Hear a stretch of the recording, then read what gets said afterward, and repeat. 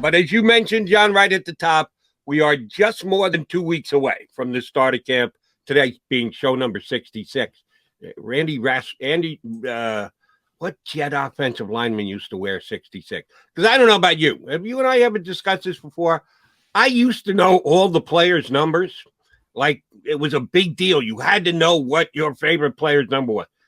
I don't know anybody's number anymore. I know, I can tell you how many sacks they got. I can tell you how many receiving yards and touchdowns they had, but I can't tell you what number they wear on the back. It used to be so important to me to know every player's numbers, and now I don't know anybody's numbers anymore. I think Rasmussen was the Jets left guard in that Super Bowl team, because that's when I knew the numbers, when I was a little kid, when I was 9 years old. By the way, that's what I was going to say. It was Randy. He was the left guard on that Super, and I think he did wear 66. But you're right. I've thought about this. All-Star games as well. I've said this, Jody. I've written about this. I used to love All-Star games when I was a kid. I used to love them. And now I can't stand them. I want no part of them. I think they're awful. And I'm like, what has changed? Is the No, they were always awful. They were always stupid. They were always meaningless. But as a kid, you don't know that. Right. And you become jaded. They're for kids. All-Star games are for kids. Numbers, things like that. That's for kids. As you get older, you're like, who cares? That's why people talk about Kelly Granger. I'm like, who gives a flying you know what? Who cares? I actually still do like the Kelly Green. Maybe I'm color-bound. I'm still a kid, but numbers-wise. My larger point is you can like a different look of a uniform just from an aesthetic standpoint. But if you're a fan of a team, you're not going to be a fan because they change uniforms or vice versa. Or go back to uniforms. You're going to be a fan of the team. You're still a fan of the New York Jets, right? I've been my entire life. Yeah. If you're a fan, you're a fan. All that other stuff doesn't matter. And as you get older, you're like, I don't give a shit. They can wear whatever they want. Just win the damn game. That's where I am. I see where you're coming from, but at least with uniforms, I still I don't mind a very good throwback every once in a while. But numbers, you and I are on the exact same page. They just have become irrelevant to me, except for this number that it's show number 66, which means we're closing in on our first 100 shows on Birds 365. We'll count it down for you every single day. All right, I want to debate numbers with you today, and we talked a little bit about before the show started. And I know we're going to look at this differently. Nick Sirianni, who got a major compliment from Lane Johnson over the weekend. And I do want to talk about that too. But a major tenet of his, since he has been hired as the head coach, new head coach of the Philadelphia Eagles, is competition.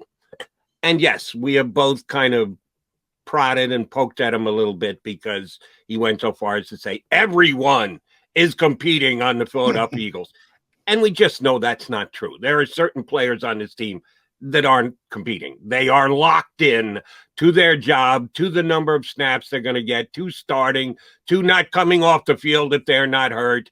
There are some guys that are just stone cold entrenched in where they are in the Eagles lineup this upcoming season.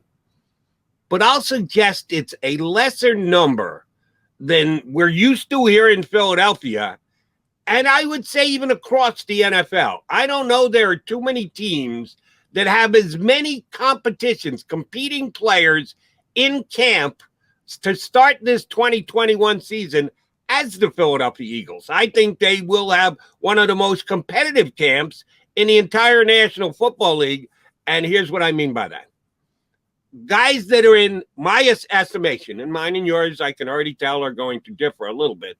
That have no competition, that they are stone cold locked in to what they're doing this year, and their position is theirs, and there's no way they're going to get knocked from it except for injury. There are very few locks for me. Here are the guys that I say are non-compete. Usually that's a clause in a contract, but for today's purposes on Birds 365, these are non-competes for the Philadelphia Eagles this year. Defense, Fletcher Cox, Jason Hargrave, and they've got a couple other DTs, but Hargrave is going to play his amount of snaps. His contract helps to dictate that. This is a big part of the way I look at non-compete, what your contract says. And Eagles don't have all that. That's a big part of it. Right. That is a big part of it. And Eagles don't have all that many guys who have contracts that are dictating that they play. Jason Hargrave is certainly one of them. Brandon Graham, So you got 3 guys on the defensive line. Darius Slay at cornerback, again, contract. He was good last year. Darius Slay was not all world, and the Eagles traded for him. What they gave up was hoping that he would be all world, and he was only very good. He wasn't all world. And for me, that's it. None of the linebackers, because, yeah, somebody's going to play linebacker for the Philadelphia Eagles. But who? Depending on how they play, they could move guys around. They could play more secondary guys. The amount of snaps, we know that somebody's going to get the snaps. There's going to be linebackers on the field. But because we don't know exactly who they're going to be and where they're going to be, I think all the linebackers are competing. I think all the other cornerbacks not named Darius Slay are competing. And let me ask you one specific, and then I'll give you my offensive guys, and then I want you to give me all of yours. Rodney McLeod. Certainly we know what he's achieved, what his contract says, what he's contributed to his team previously would make you think he's non-compete. Except that he's coming back from a pretty major injury. Is he like competing against against himself? Yeah. Can he get ready for week 1? Correct. So that's what I was going to ask you personally, because I agree with your sentiment. The Eagles back 7, nobody should be locked down with the exception of Darius Slay. And I think you missed Anthony Harris. He's locked down. He's a starting safety on this team. Everybody else should be competing. I don't think they will be, but I think they should be. Okay, quickie question on the guy you mentioned, Anthony Harris. 1-year contract? 1-year contract. Okay, then he's competing against his next season. He's competing against 2022. I think anyone who is on a 1-year contract has to be competing from day one, the day you show up at camp, because you're getting paid this year, and you know it, you get paid this year, but you want to go out and have an unbelievable year so you get paid that much more the next year. So in my estimation, the way I define competing, he's still competing this year. He's competing for 2022. Well, I hear what you're saying. As far as competition, look, people in the NFL will tell you they're all 1-year contracts. And by the way, that's a little bit overblown. But by the way, we're getting closer to that with Carson Wentz when we talk about the Eagles, $34 million of dead money for Carson Wentz. So what does that tell you, Jody? That tells you they'll move on from anybody if they have to. So from that standpoint, I get what you're trying to say. Yeah, Anthony Harris wants to get back to where he once was in Minnesota when they were putting the franchise tag on him. He wants to make big-time money again. So he's competing against himself to have a good season and to have a multi-year contract and to get back to where he once was as a player. So I agree with that part. I mean, I think that's fairly obvious. I think if you talk about competition the way Nick Sirianni's talked about competition, he's talking about winning jobs. And that, to me, is the overblown part. Offensively, there is a stunning amount of positions locked up. I mean, there is basically no competition. On defense, other than left tackle, third receiver, look, 4 of the 5 offensive line positions are locked up. The tight end position, 2 of the receivers, the quarterback, despite what they say, the running back, because they're going to play 11 personnel. So if you look at that lineup, you're talking about 2 positions. That's it. Defensively, the defensive line is pretty set. We know that, and everything else shouldn't be set, but it is set. I mean, Darius Slay is going to play. We know that. Avonte Maddox is going to play. We just don't know where. If Steven Nelson comes in, and I think there's a good chance he eventually comes in because nobody else is giving him money, at least the Eagles can give him an opportunity. There's even less competition because he's going to be the other starting cornerback. At linebacker, Eric Wilson's going to be one of the linebackers.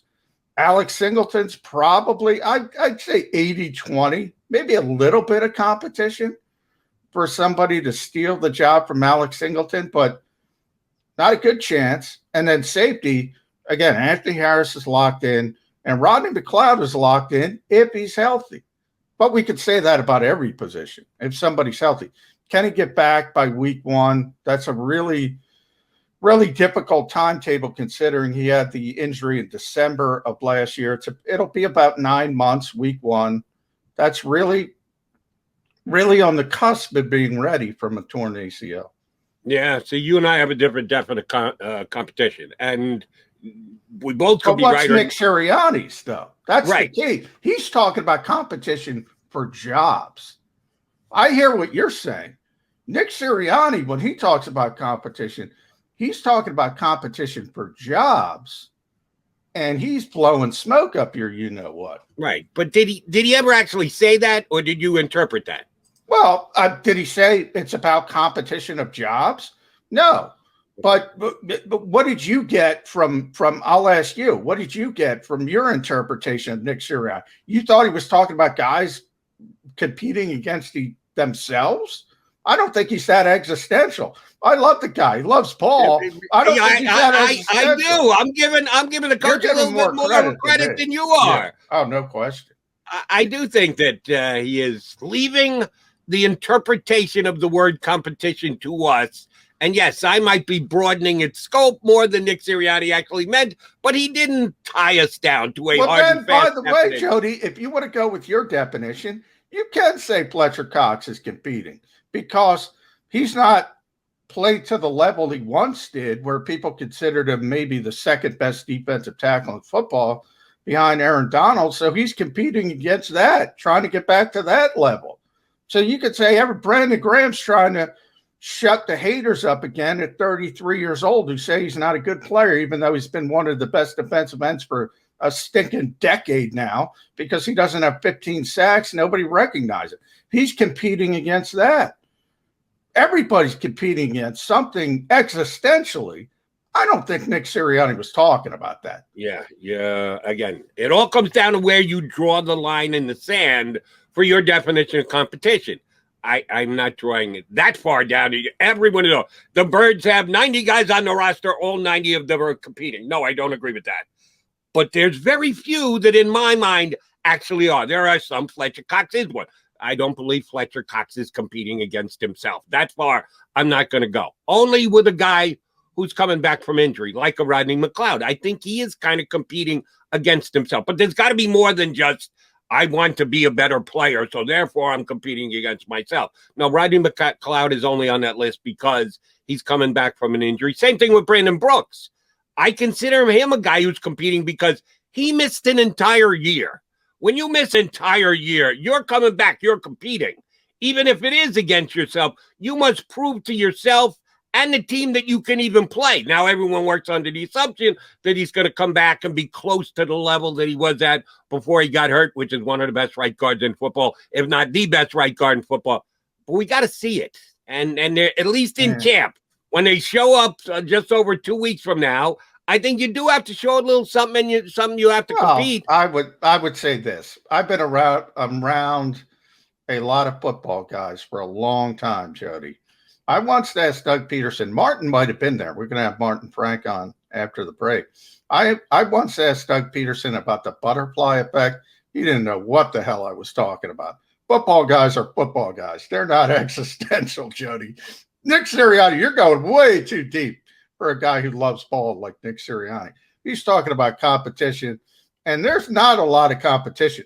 There probably should be more competition, especially on the defensive side of the football. And there isn't. And by the way, I will say this, though, Jody. Last thing. If you have a lot of competition on your football team, that says one thing. You don't have a very good football team. So that's the positive spin. Well, but I'm only looking at it from 15 days from now when they show up in camp. Competitions could be won pretty quickly. Even in camp, shortly when a couple of preseason snaps are had prior to the season, and then week number one. By the time we start week number one, a couple of the competitions that I'm saying are actually in place that most people may disagree with could already be won by that point. 2 or 3 weeks into the season, they could be won. I think the amount of competitions can shrink on a week in, week out basis during the regular season. But I think you are truly underselling the emotional intelligence of the head coach of the Philadelphia Eagles. I think you're selling Nick Sirianni way short here, McMullen. I'm sorry about that. I was sticking up for my guy Nick. I think, and there's a butterfly effect to doing that, but Nick Sirianni or Doug Peterson wouldn't know that. Yes, there is. See, there you go again, taking another shot at Sirianni. All right, fine. He'll remember this, McMullen. It is McDonald McMullen here with you on Birds 365, the Mac guys. As John already alluded to it, Martin Frank's going to join us coming up next. Now, he's a guy who's got emotional intelligence. I'm very much looking forward to bringing Martin Frank into it. He's next here on Birds 365. If you missed any of today's show on the JAKIB Media channel, listen to the podcast on your way home. Available on YouTube, Apple, and Spotify.